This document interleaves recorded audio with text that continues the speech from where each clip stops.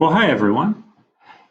Today we want to talk about the complexities as a health consequence of parenting and the social network of harassment and bullying that oftentimes complicates life in middle school and beyond.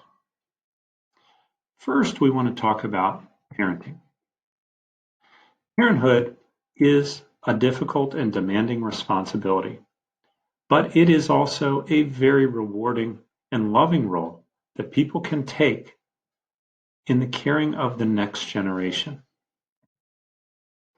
Not all people will become parents, but those who do are challenged to provide all the needs that their child or children have. The child's basic needs of food, shelter, warmth, safety, and love must be met. These are non-negotiables. We have to meet these as parents in order to ensure that that child may grow healthily. In addition to these basic needs, the child's needs for medical care, education, discipline, and nurturance are vital to the child becoming healthy and responsible adult who may become a parent when they grow older. The care of a child is a 24-hour-a-day responsibility and not one that can possibly be taken lightly. We know that parenthood is best entered into when a person is an adult, when they're self-sufficient, and when they're thoughtful ahead of time about the decisions regarding how the child will be raised. We need to be sure that in establishing this relationship, that will make parenting an easier responsibility. It's true that many older and established people are challenged by parenthood. It's not easy. Having children while still young, though, is an especially difficult challenge. Parenthood does require maturity, financial independence, communication skills, and support from family, friends, and one's partner. So what's the deal? Why are we talking about this? We're talking about it because there are lots of reasons why society as a whole hopes that young people will wait until older to engage in sexual activity. Early sexual activity is associated with teen pregnancy, sexually transmitted diseases, or STDs, and emotional stress for the teen and for their family. Becoming a teen parent is life-altering. Becoming a parent anytime is life-altering, but it's especially life-altering as a teenager. This is because the risks are significant surrounding that pregnancy. First, not being financially independent is extremely stressful and can cause friction within families. Not having life experience and parenting skills makes raising a child very difficult. Parenting is full of first-time experiencers, but as a young teenager, it's especially difficult. There's a greater likelihood of a teen not completing their education, which leads to a life outcome of, on average, lower income and a more difficult employment projection. There's also greater likelihood that the baby will be at risk for low birth weight or birth defects when born to a teen mother. We want to be aware of these risks because they are significant and they're not just one moment in time. They last for a very long duration of time. Sometimes there are also emotional issues that are associated with early sexual activity, whether or not parenting results. Often, one partner in the relationship expects a relationship to last forever because of that intimacy, and the other does not, whether they say it up front or they have in the back of their mind.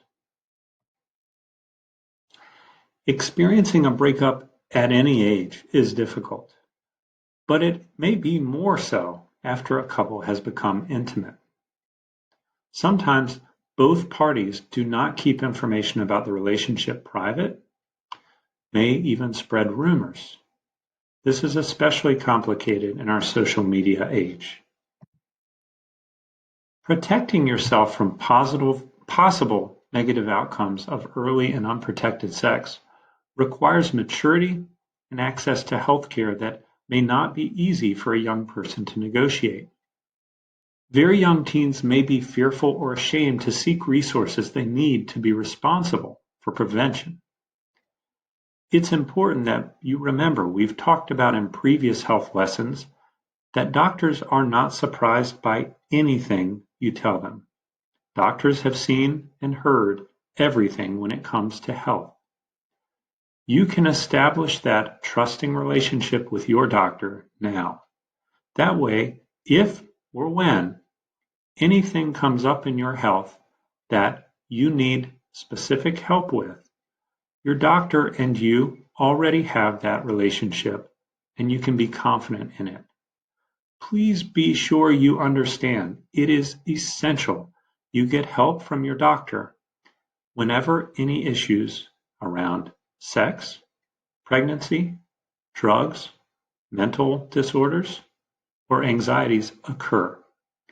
It's very important, just like any physical condition of a sprained wrist or broken arm, that you get the help of a doctor when needed. So, what are some spin-off things that we need to be looking out for? First, peer pressure. Peer pressure can be positive or negative. If you're pressured into a risky behavior or one that goes against your personal values, it can result in unhealthy outcomes.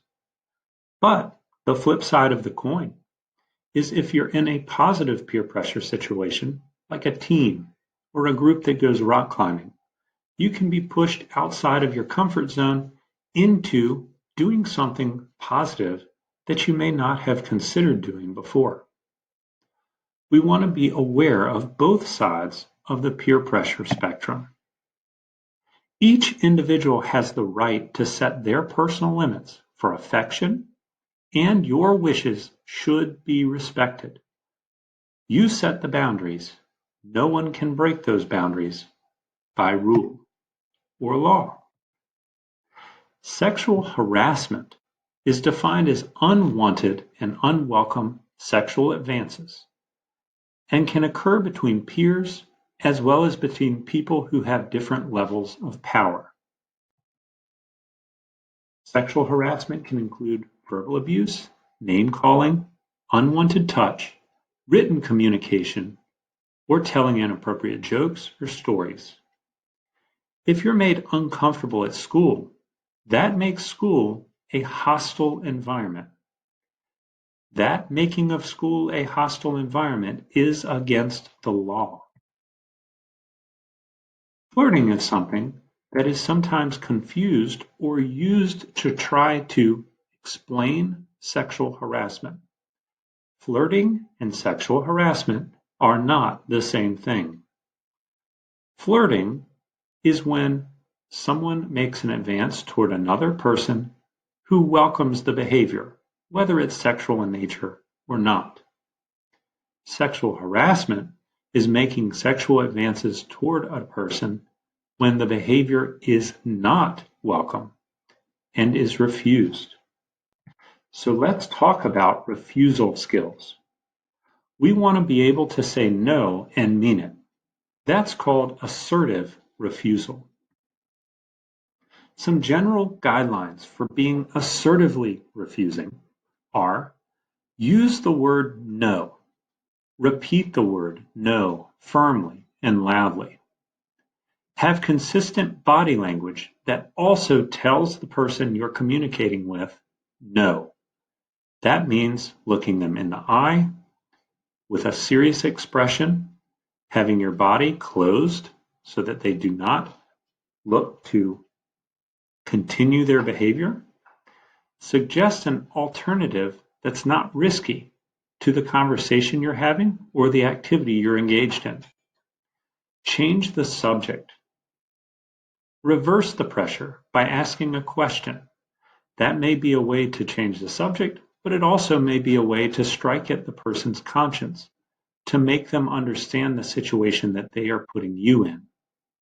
Finally, if your feelings are not being respected, have the confidence and willpower to walk away. Remove yourself from that situation that may become unsafe. We want to talk also about bullying. Sexual harassment is a form of bullying. But young people who are being bullied or sexually harassed often need help of other people to resolve the problem. The person who's doing the bullying or harassing and the victim of that bullying believe the bully has more power. This is not true, of course, but the belief is there and it is very real. The target of harassment or the victim may feel embarrassed, hurt, angry, or rejected due to the bully's attitudes and actions. These feelings can interfere with success at school and confidence in social relationships. They have long-lasting effects that damage people. It is difficult for a young person to focus on class or be comfortable in friendships when a hostile environment is there. That's why a hostile environment is against the law. So what do we do for help? The likeliest places a youth will go to for help are their parents or guardians and school personnel like principals, assistant principals, and teachers. The professionals at school with training to assist with bullying and sexual harassment are counselors, social workers, and school nurses.